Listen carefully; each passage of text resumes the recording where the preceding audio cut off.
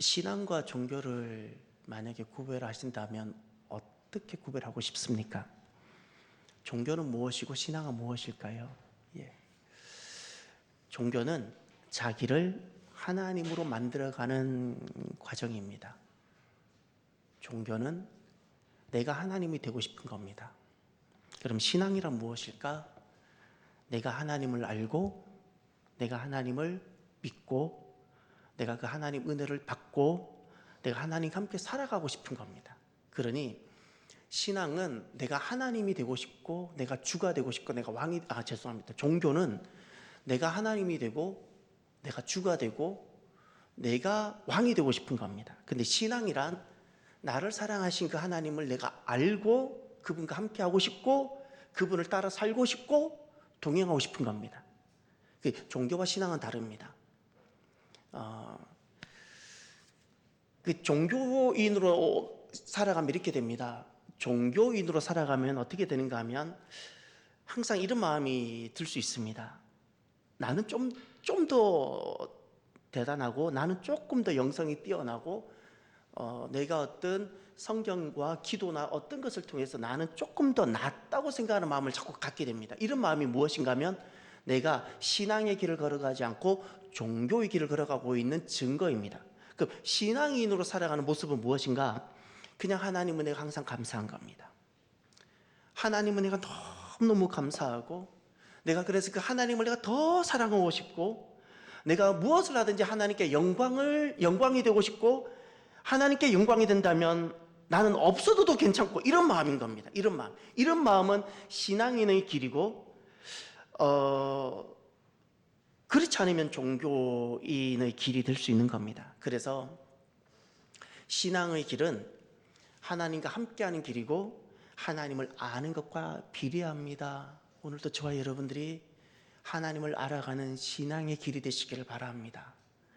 그러면 자, 오늘 저는 여러분에게 한 가지 질문을 합니다. 신앙을 질문하라 세 번째 시간인데 여러분, 하나님은 누구이십니까?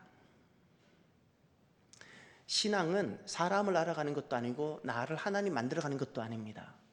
하나님을 알아가고 그분과 함께 살아가는 것인데 하나님을 알아야 되잖아요. 하나님은 누구시죠? 먼저 하나님은 누구이신지 여기에 우리 모든 신앙의 본질이 달려 있습니다. 크게 제가 5가지로 성경 전체를 보면서 나누어 봅니다. 첫 번째, 자, 하나님은 존재하고 계시는 분입니다. 히브리서 11장을 찾아보십시오. 히브리서 11장. 자, 이제 오늘 성경을 계속 몇 군데를 계속 찾을 텐데 불편하게 여기지 마시고요. 하나님을 하나하나 알아가야 됩니다. 예. 우리가 어린아이 같은 마음으로 성경을 펼치셔서 하나하나 알아가도록 합시다. 히브리서 11장 6절. 우리 다 함께 읽어볼까요? 364면 믿음이 없이는 하나님을 기쁘시게 하지 못하나니 하나님께 나아가는 자는 반드시 그가 계신 것과 또한 그가 자기를 찾는 자들에게 상 주시는 이심을 믿어야 할지니라. 아멘. 거기 하나님께 나아가는 자라는 표현이 있죠. 이게 신앙의 길입니다. 내가 하나님이 되는 길이 아니라 하나님이 계시는 그곳에 내가 나아가고 싶은 그 사람은 먼저 무엇이 필요하다고요? 그가 계시다라는 표현이 있죠. 그가 계신 것과 그가 계시다, 이게 존재입니다. 하나님이 계시다 이겁니다. 그래, 하나님은 누구이신가? 첫 번째 답변이 그겁니다. 하나님은 존재하고 계시는 분입니다. 이 말은 다른 표현으로 하면 무소부재하십니다. 어디에나 계십니다. 우리는 지금 이 성전에 있으면 우린 다른 곳에 없습니다. 집에 없습니다. 회사에 내가 없습니다. 나는 이곳에 있습니다. 그러나 주님은 동시에 어디에나 계시는 겁니다. 하나님은 이렇게 존재하십니다. 또 하나님은 영원히 계십니다. 우리는 시작이 있고 끝이 있습니다. 우리는 시간 가운데 나의 시작이 있고 생일이 있고 내가 이 땅을 떠날 나의 사망의 일이 있습니다. 그런데 이게 우리의 존재 방식이지만 하나님은 영원하십니다. 시작도 없고 끝도 없습니다. 이걸 영원이라 그럽니다. 영원 가운데 존재하시고 또 주님은 존재함에 계시는데 어떤 것을 의존하지 않습니다. 우리는 의존이 됩니다. 우리는 스스로 홀로 있는 것이 아름답지 못하게 우리는 배우자도 필요하고, 내가 어렸을 땐 부모님이 필요하고, 자랄 때는 선생님이 필요하고, 또 친구도 필요하고, 우린 다 도움이 필요한 존재입니다. 그래서 우리를 이것을 사회적 존재라 부르는 겁니다. 우린 이렇게 서로가 있어야 가능한 존재입니다. 그러나 하나님은 스스로 자족하시는 분입니다. 그 누구 어디에도 의존하지 않습니다. 심지어 사랑하는 하나님 백성인 우리에게조차도 의존하지 않습니다. 하나님은 스스로 완전히 만족하시고 자족하시는 분입니다. 이것이 바로 하나님은 존재하고 계시다라는 고백입니다. 하나님은 누구시냐고요? 첫 번째가 하나님은 존재하고 계시는 분이십니다. 바로 이 지점이 신앙의 출발점이 됩니다. 하나님이 계시다라는 것이 내게 들어와야 그때부터 신앙이 출발이 되는 겁니다. 그러면 제가 여러분에게 이 질문에 있어서 좀 더 우리가 이해를 돕기 위하여 질문을 한번 드려보겠습니다. 여러분이 답변하셔도 좋고 마음을 하셔도 좋습니다. 하나님의 존재를 어떻게 증명할 수 있죠? 하나님이 계시다를 증명해 보십시오. 제게. 말씀. 이제 우리가 예수님을 믿는 사람들은 하나님이 계시다는 것을 말씀으로 우리는 다 당연히 받아들입니다. 그런데 그것이 일반 남자들과 바깥에 있는 직장인들과 세상 사람들에게 그것이 합리적이고 합당한 존재 방식으로 접근이 될까요? 동의가 안 됩니다. 전혀 동의가 안 됩니다. 하나님의 존재, 하나님이 존재하고 계시다는 것을 저와 여러분은 믿으시죠? 제게 증명해 보십시오. 철학적인 여러 가지 많은 방법이 있었습니다. 목적론적 방법, 또 제1 원인, 제2 원인, 모든 원인을 찾아가면 결국 하나님이 계시다. 여러 가지 철학적 방법이 있었지만, 여러분, 진짜 하나님의 존재를 증명해 보십시오, 제게. 권 전도사님 웃고 계시는데, 저게 정답입니다. 참 이게 너무 말도 안 되는 답변이죠.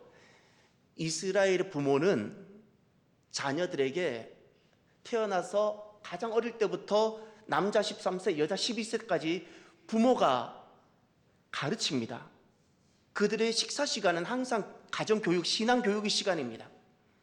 그런데 절대 이스라엘의 부모는 하나님을 존재를 증명하지 않습니다. 하나님이 어떻게 계시는지 존재 증명을 하지 않고 항상 하나님이 어떤 분이시고 하나님 지금 어떻게 하시는지를, 우리는 어떤 하나님 은혜를 받고 하나님과 우리와의 관계가 어떤지를 반복해서 알려주는 겁니다. 존재를 증명하지 않습니다. 이스라엘 교육에서는. 그러면 왜 우리가 하나님의 존재를 내가 갖고 있는 이성으로 증명하고 싶고 보여주고 싶은 마음이 우리가 들 텐데, 저도 마찬가지입니다. 젊은 시절 하나님의 존재 증명을 해보려고 무지 몸부림쳤던 사람입니다. 해보고 싶고 가능하다고 여겼습니다. 그런데 우리가 왜 하나님의 존재를 증명하는 것이 모순이 될 수 있는지를 제게 설명해 보십시오. 가능할 수 있는데 그 자체가 또 모순이 될 수 있습니다. 왜 하나님의 존재를 증명하는 것이 사람으로서 조금의 모순이 될까?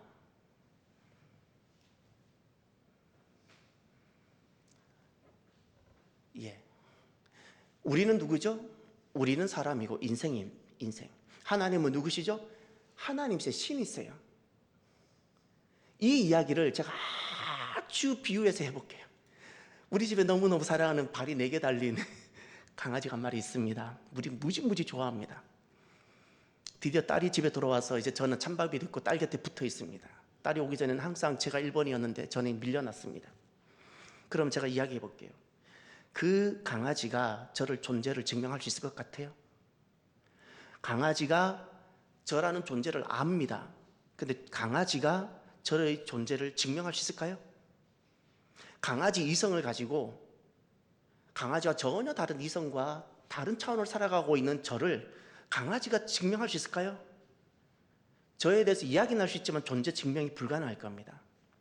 또 이야기해 볼까요? 인생이 3차원과 시간 속에 제한되어서 살아가는 인생이 과연 영원하시고 완전하신, 그리고 무한하신 하나님이라는 설명조차도 불가능한 그 하나님을 설명하거나 증명할 수 있다고요? 만약에 인생이 완전한 하나님을 증명한다면 그건 더 이상 하나님이 아니실 겁니다.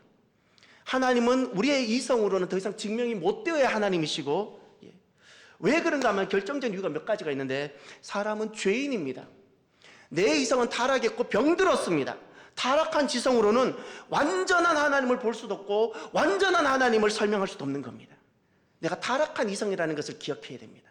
우리는 타락한 이성으로는 그 누구도, 가장 뛰어났던 아인슈타인조차도 하나님을 안 알고 믿는 것이지, 그의 이성을, 타락한 이성을 가지고 하나님을 완벽하게 증명해낼 수 없는 겁니다. 그러면 하나님을 어떻게 만나는가? 여러분, 사도 바울의 고백을 기억하십니까? 스티그마라는 단어를, 흔적이라는 단어를 썼어요. 사도 바울은 당시 대단히 똑똑하고 괜찮은 남자였는데, 그가 어떻게 하나님을 만났어요? 가말리엘이란 뛰어난 랍비 밑에서 있을 때 절대 예수님을 만나지 못했고 하나님을 만나 뵙지 못했습니다. 그러다가 그에게 하나님을 만나는 특별한 일들이 한번 있었어요. 그 이후로 하나님이 쑥 내게 들어온 것이에요. 이것은 이성의 문제가 아니었던 겁니다. 그리고 나서는 그는 내가 죽어가면서도 주님을 부인하지 못하는 하나님이 계시다의 삶을 살아갔던 겁니다. 그래서 이것을 무엇이라 부르는가 하면 믿음의 영역이라 말합니다. 그러면 하나님이 계시다는 것을 믿음의 영역이라고 말한다고 해서 내 이성이 작동하지 않느냐? 그것이 아닙니다. 이성이 작동하지만 이성이 아니라 믿음의 영역이라는 겁니다. 믿음은 영적인 지식의 부분이라는 뜻입니다. 영적인 지식. 여러분, 하나님이 계시다라는 것이 나에게 흔적, 스티그마가 있게 되어지기를 바랍니다. 그것이 복입니다. 그것이 복입니다. 제 인생 같은 경우에 그렇게 다가왔습니다. 그 누구도 하나님에 대한 존재를 제게 증명해 주었기 때문에 내가 믿은 적이 없습니다. 하나님이 어느 날 제 인생 속에 쑥 들어오셨습니다. 제 인생이 하나님이 아니고는 존재할 수 없는 사건이 제 인생에 일어났고, 그것을 통해서 나는 하나님께서 계시다는 것이 제 인생에 쑥 들어오 말았습니다. 이제 제게는 그렇습니다. 아침이면 해가 뜬다는 것을 모든 사람이 다 인정하죠. 똑똑하거나 똑똑하지 않은 사람들이 다 인정합니다. 저는 그거보다 더 분명하게 인정하는 것이 하나 있습니다. 하나님이 계시다입니다. 하나님이 계시다는 너무나도 시퍼런 사실이기 때문에 그렇습니다. 두 번째, 하나님은 어떤 분이실까? 하나님은 누구이신가? 저를 따라해 주십시오. 하나님은 가장 거룩한 영이십니다. 영이십니다. 영. 그런데 가장 거룩한, 가장이라는 단어조차도 어울리지 않는 가장 완전한, 그리고 거룩하신 영이신 분이십니다. 이 영이라는 단어가 어떤 뜻인가 하면 볼 수 없다는 뜻이고, 그리고 성정, 육이 있으면 성정이 있을 텐데 그 성정이 없다는 뜻입니다. 영이라는 뜻은 단순히 보이지 않는다는 뜻만이 아닙니다. 변치 않는다는 뜻입니다. 육이 있기 때문에 우리는 변하는 겁니다. 도서관에 변하는 것이 우리 존재잖아요. 육이 있어서. 근데 하나님은 영이시기 때문에 변하지 않습니다. 또 그리고 거룩하시기 때문에 그가 하시는 모든 지혜는 완전하시며, 영이시기 때문에 어디에도 매이지 않습니다. 자유이십니다. 그리고 오늘 본문을 보십시오. 요한복음 4장 24절. 요한복음 4장 24절에 가시면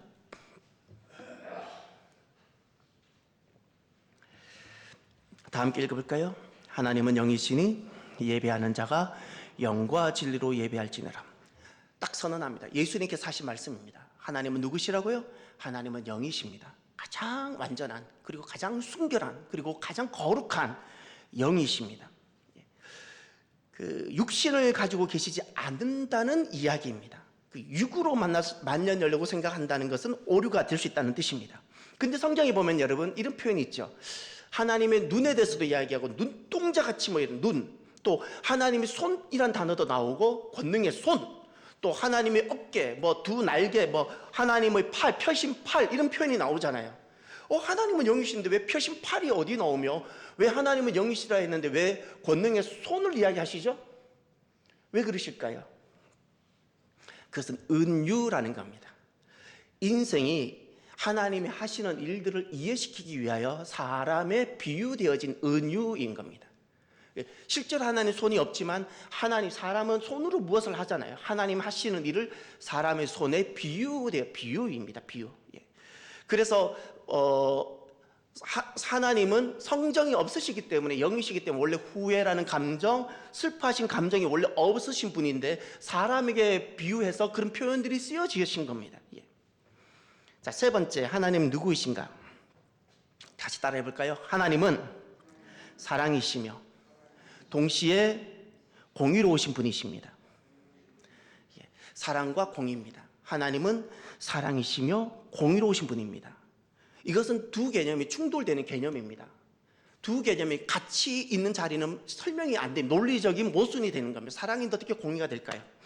자, 이제 성경을 몇 군데 보겠습니다. 우리가 요한복음 3장 16절은 잘 아실 겁니다. 하나님이 세상을 이처럼 사랑하사 독생자를 주셨으니 이는 저를 믿는 자마다 어떻게 멸망치 않고 구원을 영생을 얻게 하려 하심이라. 요한 1서 4장을 찾아주십시오. 요한 1서 4장. 하나님은 사랑이라 말씀하셨습니다. 이 세상을 이처럼 사랑하신다 그랬어요. 그럼 요한 1서에서는 무엇이라 말씀하는가? 390면 신약성경 390면 가셔서 요한 1서 4장 8절을 찾아주십시오.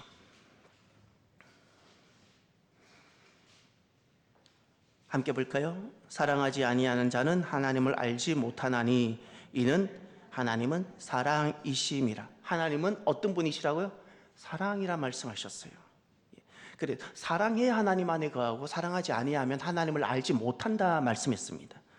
또 16절을 보십시오. 하나님이 우리를 사랑하시는 사랑을 우리가 알고 믿었노니 하나님은 누구시라? 하나님은 사랑이시라. 사랑 안에 거하는 자는 하나님 안에 거하고 하나님도 그 안에 거하시느니라. 아멘. 하나님은 누구시라고요? 사랑이라 말씀하셨습니다. 그런데 이제 그 사랑이 어떻게 나타나는가를 보십시오. 출애굽기 34장을 가보십시오. 하나님의 사랑이 구체적으로 이렇게 우리에게 나타나십니다. 출애굽기 34장. 출애굽기 34장을 가셔서 6절을 보십시오. 구약성경 134면 하나님의 사랑이 어떻게 나타나는가를 보십시오. 6절과 7절.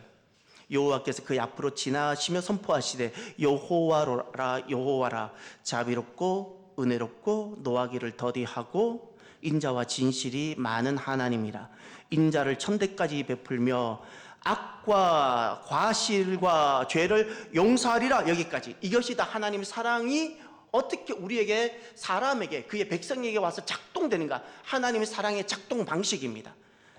자비와 하나님의 사랑은 은혜로 작동하시고 노하기를 더디하심으로 작동하시고 인자와 진실로 작동하시며 용서, 악과 과실과 죄를 용서하심으로 작동하시는 겁니다. 이렇게 하나님 사랑이 우리에게 작동하는 겁니다. 그럼 이제 또 하나님은 어떤 분인가 공의라 그랬습니다. 이제 성경을 한번 찾아보겠습니다. 방금 보고 있는 출애굽기 34장 7절을 다시 한번 보십시오. 인자를 천대까지 베풀며 악과 과실과 죄를 용서하리라. 다 함께 그러나 벌을 면제하지는 아니하고 아버지의 악행을 자손 3, 4대까지 보응하리라. 하나님이세요. 자비롭고 은혜롭고 노하기를 더디하시고 인자를 천대까지 베풀며 그 모든 악과 과실과 죄를 용서하시는 그 하나님이 어떤 분이신가? 다시 보셔야 됩니다. 그 하나님이, 그렇게 용서하신 하나님이 무엇을 면제하지 않는다고요? 벌을 면제한다. 벌이라는 것이 무엇인가 하면 죄의 값입니다. 죄를 지은 죄의 값을 벌이라 말하는 겁니다. 그것을 면제하지 않겠다는 겁니다. 이게 하나님이세요. 그 죄의 값을 반드시 어떻게 해요? 반드시 죄의 값을 받아내시는 분이시라는 겁니다. 그래서 아버지의 악행을 어떻게 해요? 보응하겠다고 말씀하셨어요. 이 공의로우신 하나님이세요. 느헤미야 9장을 가보십시오. 느헤미야 9장. 구약성경 739면 느헤미야 9장 32절 한번 가볼까요? 32절 33절입니다. 우리 하나님이여 광대하시고 능하시고 두려우시며 언약과 인자하심을 지키시는 하나님이여 우리와 우리 왕들과 방백들과 제사장들과 선지자들과 조상들과 주의 모든 백성이 아수르 왕들의 때로부터 오늘까지 당한 모든 환난을 이제 작게 여기지 마옵소서. 그러나 우리가 당한 모든 일에 주는 공의로우시니 우리는 악을 행하였사오나 주께서는 진실하게 행하셨음이니라. 아멘. 32절은 이스라엘 백성들이 실제로 당했던 환난에 대한 내용입니다. 우리가 어떤 어려움을 겪었는지, 더구나 느헤미야 시대 때니까 포로 모든 고백을 다 하는 겁니다. 근데 그 내가 처한 이 낮아짐, 포로된 비참함에 대해서 33절을 보십시오. 우리가 당한 모든 일 주는 공의로우셨습니다. 할렐루야. 주는 옳으셨다라는 겁니다. 공의. 내가 당했던 이 모든 포로됨, 무너짐, 낮아짐, 이것이 하나님의 공의였습니다. 그리고 그 다음 고백을 보세요. 우리는 악을 행했고 주님은 진실하게 행하셨습니다. 주님께서 나를 낮아지게 하고 성전을 무너지게 하고 우리를 포로되게 하신 것은 진실이고 옳은 것이었습니다. 고백인 겁니다. 이것이 바로 하나님의 공의에 대한 고백이고 하나님이 이렇게 공의로우신 분이십니다. 그러면 또 이 하나님은 사랑이시며 동시에 공의로우신 분이십니다를 우리가 좀 더 이해하기 위해서 제가 논리적 질문을 한번 드려볼게요. 우리가 흔히 왜 제가 이 질문을 드리냐면 많은 일부의 어떤 신앙생활을 하고자 하는 분들이 이 부분에 걸려서 나아가지 못하는 것을 보게 있기 때문에 그렇습니다. 질문: 사랑하시는데 왜 심판하죠? 사랑하시면 되지 왜 사랑하시는데 왜 심판하죠? 예. 그 권전도사님은 이 문제가 하나님의 공의의 문제가 안 되고 쑥 지나가 버렸어요. 그런데 그 하나님의 심판에 걸려 있는 사람들은 이런 부분이 있게 됩니다. 하나님이 사랑하시는데 왜 심판하시지? 왜 하나님은 사랑하시면서 왜 바벨론을 해서 그 막 전쟁을 일으켜서 이스라엘 다 무너지게 만들고 그 죄 없는 어린애들을 왜 그렇게 죽게 만드시지? 왜 하나님 사랑이라 말씀하시면서 가나안 7 족속을 진멸해 버리시지? 예, 이미 권사님도 지나간 사람입니다. 이 문제가 지나간 사람은 이게 전혀 문제가 안 되는데 그러지 못한 분들은 하나님이 심판에 딱 걸리면 이 문제가 한 발자국도 나아가지 못하게 됩니다. 이것을 무엇이라 부르냐면 마귀가 놓은 덫입니다. 여러분, 저는 제가 어머니로부터 거의 한 달에 한 번씩 우리는 단체 기합이라 그래서 회초리를 맞아본 사람입니다. 저희 어머니 특징은 삼형제가 컸는데 한 사람이 잘못하면 그 아이만 부르는 게 우리를 다 불러요. 다 불러서 어머니는 동시에 그냥 또 우리 남자니까 엄청 엄하게 때리셔서 너무 아프고 저는 기억도 안 나는데 어릴 때 어머니가 회초리를 농미 어디 두면 제가 다 가서 버렸다 그러더라고요. 그런데 어머니한테 맞아봤어요. 엄하게. 그런데 어머니한테 맞으면서 어머니가 미웠거나 어머니가 이해가 안 되거나 의심되어 본 적이 한 번도 없어요. 또 저는 제 자녀 은총이를 때려본 적이 있어요. 지금은 전혀 안 때립니다. 때려본 적이 있어요. 그러니까 잘했다는 것이 아닙니다. 그러면 제가 질문을 드려볼게요. 제가 제 자녀를 엄하게 꾸짖고 때려본 적이 있습니다. 제가 다른 자녀를 때려본 적이 있을까요? 우리 아이들보다 더 빗나가거나 더 마음에 들지 않는 언행을 하는 것을 보고 제가 다른 집 자녀를 때려본 적이 있을까요? 험한 말 해본 적이 있을까요? 없어요. 왜 안 했죠? 예, 중요한 겁니다. 맞습니다. 제 자녀이기 때문에 제가 마음이 너무 아프고 무너지니까 그렇게 본 겁니다. 그런데 남의 자녀는 제가 그렇게 할 수 없잖아요. 하나님의 심판은 그 사랑 안에서 있는 겁니다. 제가 제 자녀를 때리고 심판한다고 미워질까요? 그게 저주일까요? 사랑 아니면 불가능한 겁니다. 그렇지요. 그런 겁니다. 저희 어머니가 한 달에 한 번씩 우리를 회초리를 드셨는데 정말 우리가 미웠을까요? 그렇지 않습니다. 한 번도 저는 어머니가 이해 안 되거나 오해가 되어져 본 적이 없습니다. 사랑만을, 하나님은 사랑입니다라고 이 사랑만을 언급하고 싶을 때는 어떻게 되냐면 그것은 내가 믿고 싶은 하나님을 만나고 싶은 거예요. 신앙이 아니라 종교의 길을 걸어가게 되는 겁니다. 종교의 길을. 십자가를 기억하십시오. 십자가, 우리가 있죠. 일부 교단에서는 저 십자가도 우상이라 걸지 않는데 저는 반대합니다. 날마다 봐야 되는 겁니다. 저 십자가는 두 가지가 고백이 있어요. 하나님의 사랑과 하나님의 공의를 만족시킨 유일한 곳입니다. 나를 사랑하신 그 하나님이 십자가상에서 이루어졌고 내 죄의 값과 벌을 예수님이 대신 담당하셨던 겁니다. 그것이 십자가에서 일어난 겁니다. 그리고 내게 있는 그 죄와 그 벌을 예수님이 가져가시고 예수님 안에 그 완전한 의를 우리에게 전가해 주신 자리가 그 체인지된 자리가 바로 저 십자가의 자리입니다. 우리는 저 십자가 신앙 고백인 겁니다. 네 번째, 하나님은 어떤 분이신가? 하나님은 절대적인 주권을 가지시고 만물을 다스리시는 분입니다. 자, 저를 따라합시다. 하나님은 절대적인 주권을 가지시고 만물을 다스리시는 분입니다. 여기 이 절대적 주권입니다. 이것은 상대적 주권이 아닙니다. 세상에 고만고만한 수많은 군왕들이 있는데 그런 상대적인 주권이 아니라 절대적 주권입니다. 누구하고도 비교할 수 없는 질적으로 다른 절대적 주권인데 그 주권을 가지고 통치하시고 다스리시는 분이라는 겁니다. 여기엔 두 가지가 그 고백 속에 들어가 있는데 전지전능하심입니다. 전지전능하시니까 그게 가능한 겁니다. 왜 이 땅에 있는 군왕들은 그 통치가 문제가 되나요? 전지전능하지 못하니까 내놓는 정책들이 모순이 생기고 이런 겁니다. 하나님은 왜 그것이 통치가 완전하실 수 있는가? 전지전능하시기 때문에. 그래서 하나님은 영원 가운데 계시기 때문에 시간 가운데 있는 우리들이 통치적으로 한 번에 보입니다. 나중에 우리가 영원 가운데 가면 그게 이해가 될 겁니다. 하나님은 이 제백이라는 인생을 딱 보실 때 이런 겁니다. 이 제백이라는 인생이 태어날 때부터 이 세상을 떠날 때까지 하나님은 동시에 보고 계시는 거예요. 이게 영원에서는 가능해요. 시간에서는 늘 오늘만 보이고 과거는 기억만 하고 미래는 기대만 하고 이렇게 살아가는 겁니다. 근데 영원에서는 시간이 동시에 통시적으로 보이는 겁니다. 하나님께서는 전지전능하셔서 우리의 모든 것이 통시적으로 보이는 거예요. 그렇기 때문에 우리를 가장 완전하게 다스리시는 거예요.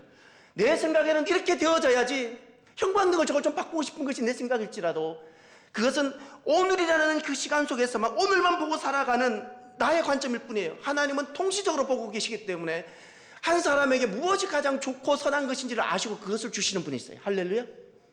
하나님은 절대적인 주권을 가지시고 다스리시는 분이 있어요. 이제 그 하나님의 성경을 통해서 잠깐 만나겠습니다. 계시록 4장을 가십시오. 계시록 4장.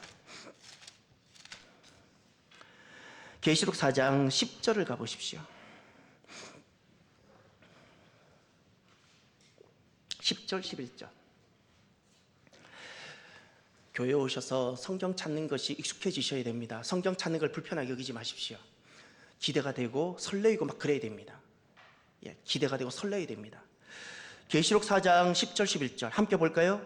24장로들이 보호자에 앉으신 이 앞에 엎드려 세세토록 살아계시는 이에게 경배하고 자기의 관을 보호자 앞에 드리며 이르되 우리 주 하나님이여 영광과 존귀와 권능을 받으시는 것이 합당하오니 주께서 만물을 지으신지라 만물이 주의 뜻대로 있었고 또 지으심을 받았나이다 하더라. 아멘. 거기 24장로들 천국에 있는 모습인데 그 고백을 한번 보십시오. 보호자에 앉으신 분이죠. 하나님입니다. 그분 앞에 엎드렸다 그랬죠. 그리고 경배한다 그랬죠. 그리고 24장로들이 가지고 있는 자기 관을 보호자 앞에 드렸다 그랬죠. 이거 절대적인 왕이시고 주권자이신 주님을 경배하는 모습입니다. 그리고 그 고백의 내용이 11절입니다. 그 고백의 내용이 무엇이죠? 우리 주로 고백하죠. 주님 있어요. 절대적 주권을 가진 단 한 분이라는 개념으로 주를 이야기합니다. 그러면서 합당하다 그랬죠. 무엇이? 영광을 받으시는 것이 합당하시고 존귀를 받으시는 것이 합당하시고 권능을 받으시는 것이 합당합니다. 왜죠? 절대적 주권 유일한 한 분이시기 때문에.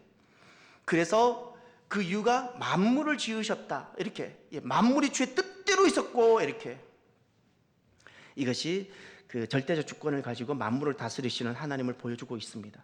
디모데전서 6장을 가보십시오. 디모데전서 6장 342면 신약성경 342면을 가시면 디모데전서 6장 15절. 하나님은 어떤 분이신가 우리가 또 만나보겠습니다. 기약이 이르면 하나님이 그의 나타나심을 보이시리니 하나님은 복되시고 유일하신 주권자이시며 만왕의 왕이시며 만주의 주시오. 하나님은 어떤 분이신가? 너무나도 복되신 분이신데 유일하신 주권자. 할렐루야. 이것이 바로 유일하신 주권자라는 게 절대적 주권을 가지신 단 한 분이라는 거예요. 상대적인 어떤 남들보다 조금 더 권세 있고 남들보다 조금 더 힘이 있는 그런 분이 아니라는 거예요. 유일하신 주권자. 그래, 그 표현이 무엇인가요? 만왕의 망. 이 땅에 수많은 왕이 있지만 왕 중에 왕이라는 거예요. 이 땅에 수많은 주들이 있지만 만주의 유일한 주라는 거예요. 할렐루야. 만왕의 왕이시고 만주의 주이시라는 겁니다. 시편 한번 볼까요? 시편 147편. 얼마 전에 우리가 새벽에 말씀을 보았죠. 시편 147편이 너무 아름답고 귀하다 그랬죠. 시편 147편을 찾아주십시오. 5절. 절대적 주권을 가지고 계신 하나님께서 여기서는 어떻게 나타나고 있는 걸 한번 보실까요? 시간이 나면 좀 더 많이 보겠지만 시편 147편 5절만 잠깐 볼까요? 4절부터 보세요. 4절 5절. 너무너무 하나님의 모습입니다. 그가 별들의 수효를 세시고 그것들을 다 이름대로 부르시는도다. 우리 주는 위대하시며 능력이 많으시며 그의 지혜가 무궁하시도다. 할렐루야. 전지전능하신 하나님, 그리고 절대적 주권을 갖고 계신 그 하나님을 시편 기자가 이렇게 하나님 앞에 찬양하고 고백하는 겁니다. 별들의 수요를 세십니다. 주님께는 아무런 문제가 되지 않습니다. 그것이. 또 주는 그렇게 위대하시고 능력이 많으시고 지혜가 무궁하시고, 이것을 우리는 전지전능이라는 신학적 고백으로 그냥 한마디로 하는 겁니다. 이렇게. 세상은 그렇습니다. 사랑하는 성도 여러분, 세상은 우리가 살아가고 있는 이 땅은 딱 두 가지로 나누어집니다. 하나님을 절대적 주권자인 왕으로 섬기느냐, 아니면 섬기지 않느냐, 이렇게 딱 나누어집니다. 저마다 지식의 차이가 있을 수 있고 다양한 차이가 있겠지만 결정적으로 세상은 하나님을 절대적 유일한 주권자인 왕으로 섬기느냐, 그렇지 않는 삶을 살아가느냐, 이 삶이 어디서부터 시작되었는가 하면 이 삶의 시작이 선악과 사건입니다. 선악과라는 것은 단순히 먹고 싶은 열매 한번, 음식의 문제가 아닙니다. 하나님을 절대적 유일한 왕으로 내가 끝까지 섬기고 고백하며 살 것이냐, 아니면 내가 왕인, 내가 하나님처럼 살고 싶은 길을 걸 것인가, 그 기준이 선악과였는데, 아담이 선악과를 따먹었다는 것은 내가 하나님이 되어보고 싶은 거예요. 내가 종교를 가지고 내가 하나님 되어보고 싶은 거예요. 내가 하나님의 도움을 받아 내가 하나님, 내가 왕이 되고 싶고 내가 주가 되고 싶은 그 선을 넘어간 것이 선악과예요. 하나님은 너는 백성이고 나는 하나님이라는 그 경계를 지으신 것이 선악과인데, 이것을 넘어간 거예요. 넘어간 거예요. 오늘날에도 선악과가 있습니다. 그 선악과 핵심이 무엇인가 하면 선악과 기준입니다. 여러분 볼까요? 출애굽기 7장을 가보십시오. 출애굽기 7장 선악과를 보여드리겠습니다. 6장 출애굽기 6장 7절. 출애굽기 6장 7절. 보이지 않는 지금도 선악과가 존재합니다. 다 함께 볼까요? 너희를 내 백성으로 삼고 나는 너희 하나님이 되리니. 아멘. 요 말씀. 이게 출애굽기 6장 7절. 이것이 하나님은 하나님이시고 우리는 하나님 백성이라는 선악과 그 기준입니다. 선악과를 넘어가지 않는 자리가 바로 이 자리입니다. 너희를 내 백성으로 삼고, 구원이 무엇일까요? 예수님을 영접한다는 것이 무엇일까요? 하나님은 하나님이시고 나는 하나님 백성입니다. 구약에서는 하나님께 돌아온 사람을 하나님 백성, 신약에서는 하나님께 돌아온 사람을 하나님 자녀라 말합니다. 이 개념의 핵심은 하나님은 하나님이시고 하나님 저는 사람이며 하나님 백성입니다라는 이 고백입니다. 이 자리로 돌아온 겁니다. 전에는 내가 하나님이 되고 싶은 겁니다. 자녀도 내가 원하는 대로 기르고 싶고 삶도 내가 원하는 대로 살고 싶은 겁니다. 그 자리에서 내가 돌아온 겁니다. 하나님이 절대적 주권을 가진 왕이시며 하나님 저는 그냥 하나님 백성이며 하나님의 왕권에 복종하며 하나님 다스림 속에 들어가며 하나님 뜻대로 살아가는 사람이 되겠습니다. 이렇게 돌아온 겁니다. 이것이 영접인 겁니다. 예수님 영접한 것. 이것이 구원인 겁니다. 이것이 구원. 또 끝으로 하나님은 누구이신가? 하나님은 하시는 모든 것이 완전하시며 선하신 분이십니다. 저를 따라합시다. 하나님은 하시는 모든 것이 완전하며 선하신 분이십니다.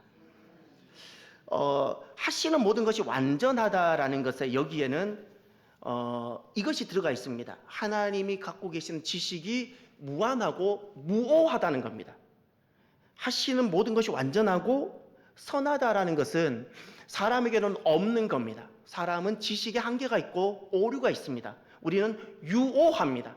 지식이 오류가 있고 생각하는 것이 오류가 있고 경험이 오류가 있고, 그런데 하나님은 무오하시는 분입니다.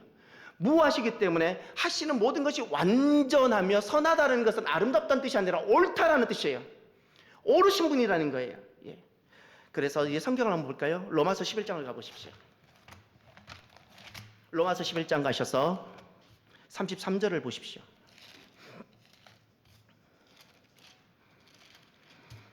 로마서 11장 33절. 로마서 전반부가 끝나는 말씀인데 전반부 끝나는 부분에 있어서 하나님을 이렇게 찬양합니다. 33절 34절. 깊도다 하나님의 지혜와 지식의 풍성함이여 그의 판단은 헤아리지 못할 것이며 그의 길은 찾지 못할 것이로다. 누가 주의 마음을 알았느냐? 누가 그의 모사가 되었느냐? 예. 하나님의 그 무한하시고 완전하신 지혜를 찬양하는 겁니다. 예. 하나님 이런 분이시라는 겁니다. 예. 하나님의 지혜, 예. 깊고 풍성하고 사람은 헤아릴 수 없고 찾을 수도 없고 하나님 마음을 알 수도 없고 하나님께 우리는 모사가 되어 도움을 드릴 수도 없는 하나님 완전하신 분이라는 겁니다. 또 로마서 8장을 가보십시오. 그래서 하나님이 이렇게 완전한 지혜를 가지고 우리를 통치하시기 때문에 어떤 일이 일어나는 걸 보십시오. 8장 28절. 다 함께 볼까요?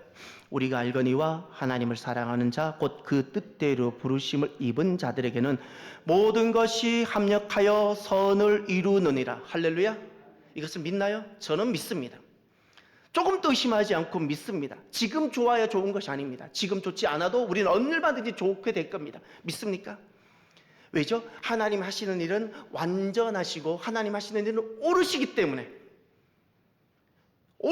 그래서 저는 주판을 계산기를 두드리지 않습니다. 계산기를 두드리지 않는 것은 하나님이 이미 계산하셔서 내게 주셨기 때문에, 하나님이 계산이 있기 때문에. 창세기 한번 보세요. 창세기 1장 31절. 창세기 1장 31절. 세상은 다 계산기를 두드립니다. 자기가 두드려보고 좋아 보이는 것을 선택하죠. 그리스도인들은 하나님이 계산하셔서 나에게 가장 아름다운 것을 주셨다는 것을 믿고 살아가는 사람들이에요. 하나님이 31절 1장 하나님이 지으신 그 모든 것을 보시니 다 함께 보시기에 심히 좋았더라. 이게 토브 선한 것입니다.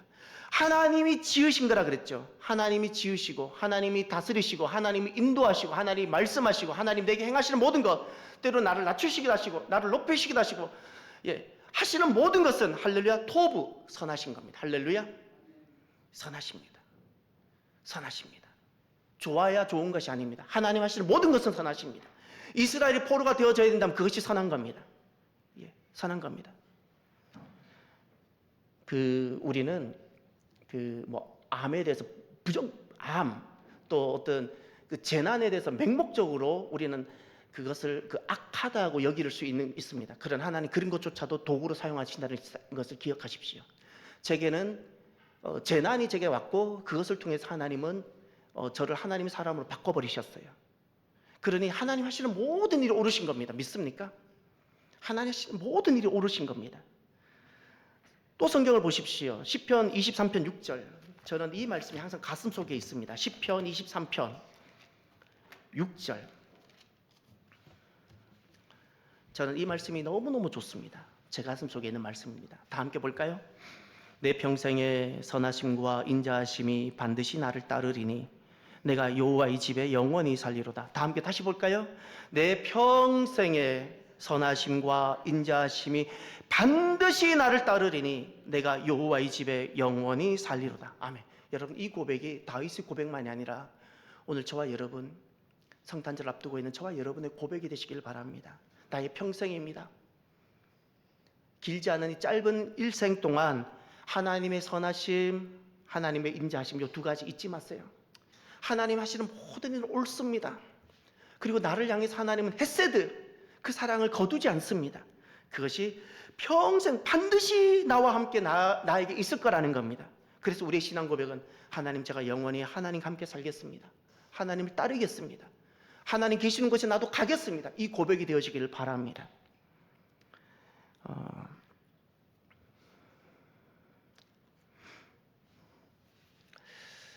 오늘은 하나님 누구이신가에 대해서 원래 2가지가 있었는데 한 부분만 하게 됐습니다.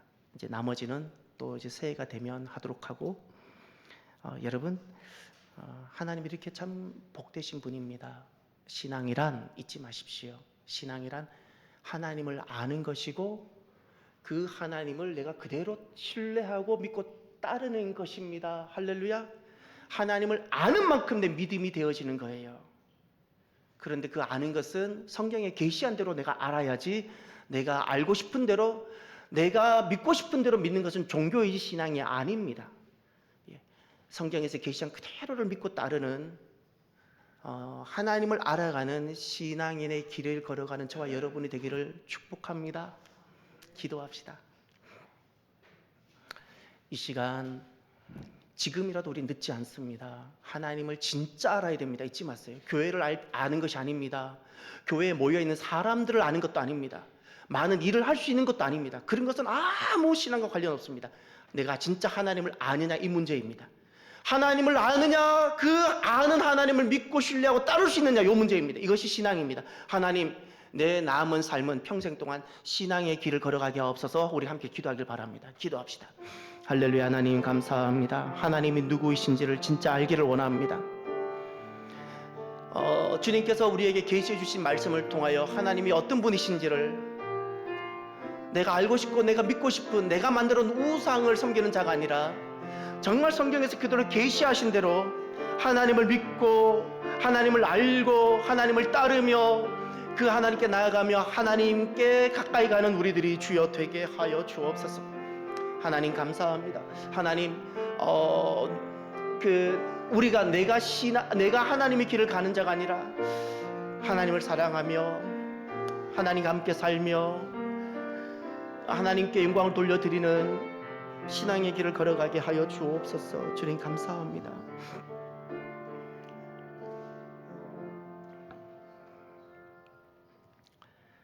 하나님, 믿음의 길을 걸어가게 하여 주옵소서. 내가 주가 되고 하나님이 되고자 하는 그 길이 아니라 나를 사랑하시는, 끝까지 나를 포기하지 아니하시는, 나를 위하여 대신 그 죄의 벌을 다 담당하신 그 주님을, 은혜를 받고 그 사랑, 주님을 사랑하며 주님과 함께하고자, 주님의 뜻 안에 내가 살고자, 모든 것이 내가 죽어서라도 주님께 영광만 되고자 하는 이 신앙의 길을 이제 걸어가게 하여 주옵소서. 참으로 감사하며 예수님 이름으로 기도드립니다. 아멘. 지금은 유일하신